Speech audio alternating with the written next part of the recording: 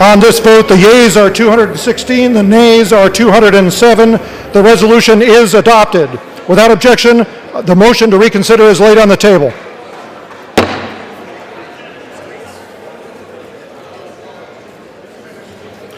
Pursuant to Section 6 of House Resolution 1287, the resolution accompanying House Report 118-533, House Resolution 1293, is considered as adopted.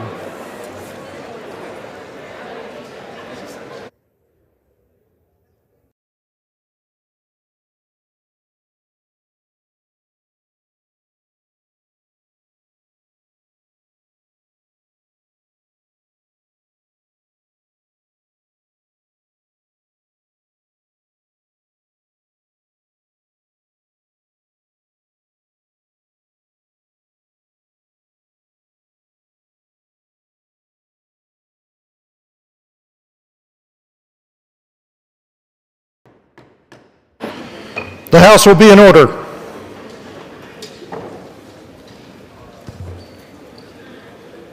Shh. For what purpose does the gentleman from Florida seek recognition? Mr. Speaker, I ask for unanimous consent to address the House out of order for a moment of silence. Without objection. It was 8 years ago today, June 12th, that a gunman came into the Pulse nightclub, and we suffered one of the largest mass shootings in America's history.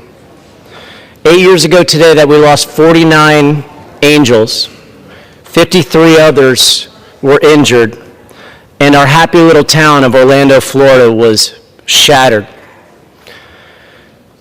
We thank the first responders who came to the rescue, our law enforcement, our firefighters, our EMTs, the nurses, and doctors who did everything they could to make sure so many others were able to survive. This tragedy was not how we responded to be defined as, but more by responding with love over hate. And the term Orlando Strong became a moniker that most of us use throughout this region. We had folks by the hundreds coming to blood banks to help donate, folks helping at our LGBTQ center, folks helping the families, many of which were of Hispanic descent because it was Latin night. And of course, we came together as a body here to pass the National Pulse Memorial. I ask that we join for a moment of silence for 49 seconds in honor of those we lost.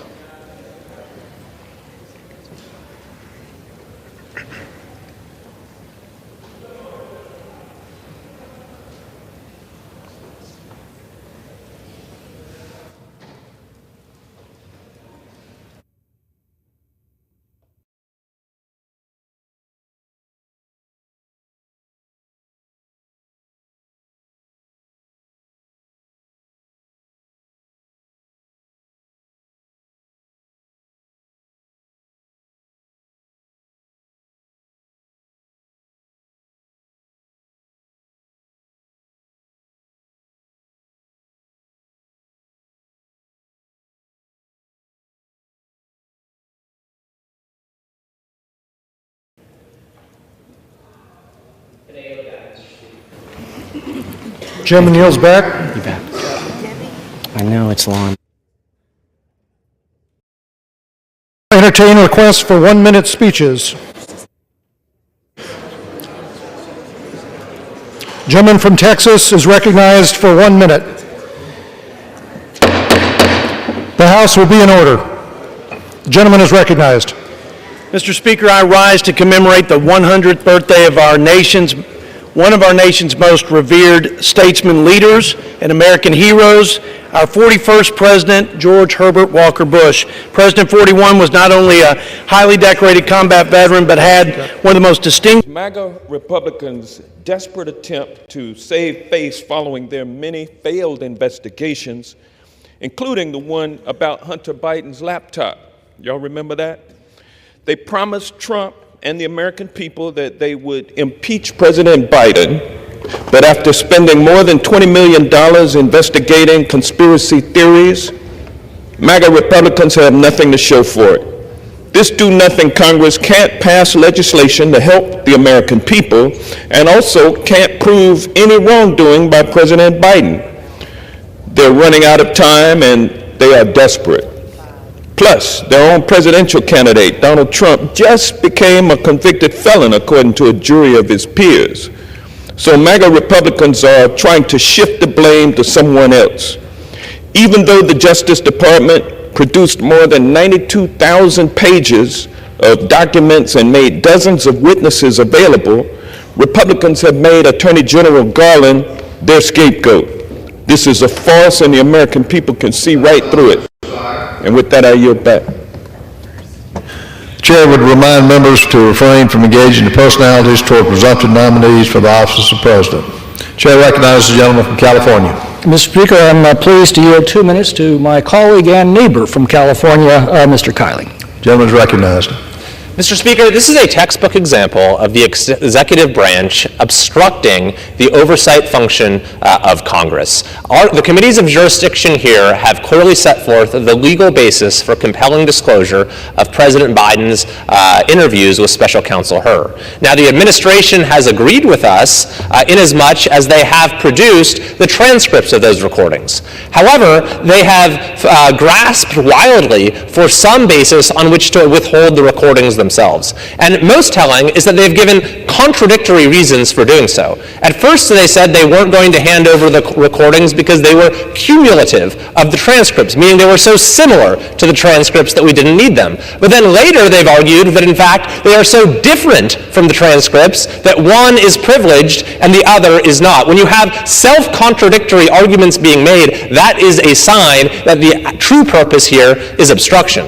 But perhaps the most absurd argument we've heard is the supposed interest asserted by the administration for withholding the recordings, that disclosing them might discourage witnesses from cooperating in future high-profile investigations. In this case, the president is not merely a witness. He is the target of an investigation by his own administration. And by the way, Special Counsel Hur testified before our committee that based on that investigation, a reasonable juror could have voted to convict President Biden. So what is the administration arguing the interest here is? That if somewhere down the line there might be another president who is subject to an investigation by his own administration, and the argument goes that if that president knows that the transcript will be released, he'll sit for the interview, but if he knows there's a chance the recording might be released, he won't cooperate.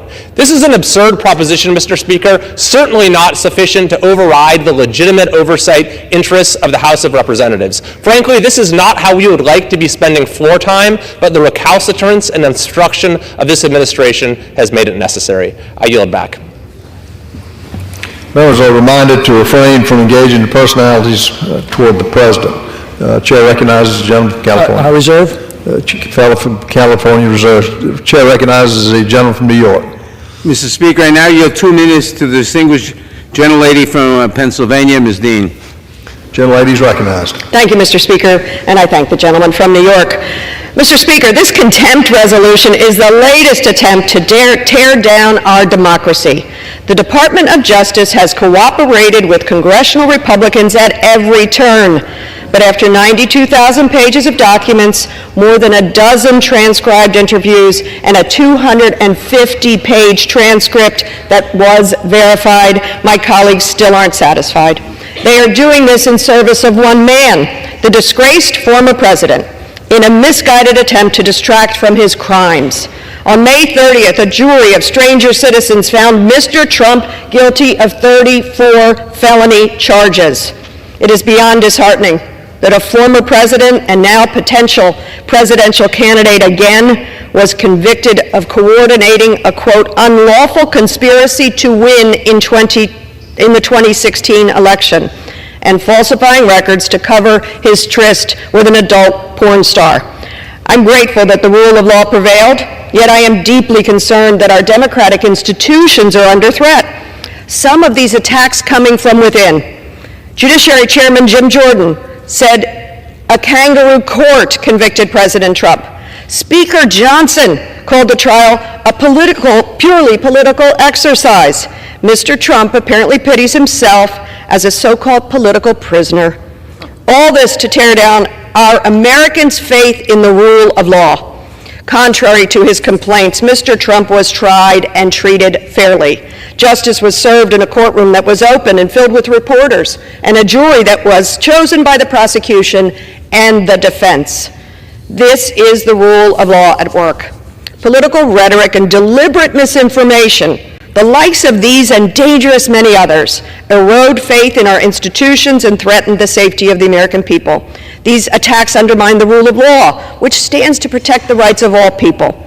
When Attorney General Merrick Garland was before the Judiciary Committee... Mr. Speaker, I yield the gentlelady an additional 30 seconds. Thank you. When Attorney General was before the Judiciary Committee, he described his career upholding the rule of law. In his own words, that meant ensuring that, quote, we treat like cases alike, that we do not have enemies or friends, that we do not pay attention to the political parties or the wealth or the power or the influence of the people we are investigating, that we follow the facts and the law. This is what distinguishes America from our adversaries. I yield back. Mr. Speaker, how much time do I have left? The gentleman from New York has 8.5 minutes. The gentleman from California has 6.5 minutes. Thank you. I reserve. Chair again will remind members to refrain from engaging in personalities toward the presumptive nominees for the office of President. The gentleman from New York reserves. The chair recognizes the gentleman from California. Mr. Speaker, I yield 4 minutes to the gentleman from Texas, Mr. Roy. Gentleman's recognized. I thank the gentleman from California. I thank the Speaker. Listen to my colleagues discussing the rule of law. I find it shocking because the average American is looking across their country and wondering what happened to the rule of law. When I watch my fellow Texans getting destroyed by dangerous cartels and individuals being allowed into the United States, terrorists, people moving fentanyl into the communities that killed 6 kids in the school district in which I live. That's happening every single day. When I watch a 75-year-old woman being put in prison by a politically motivated judge in the District of Columbia because she protested in front of an abortion clinic. I want to say that again. This Department of Justice is putting a 75-year-old woman in jail for 2 years who is dealing with physical infirmities because she was praying and protesting in front of an abortion clinic. That is a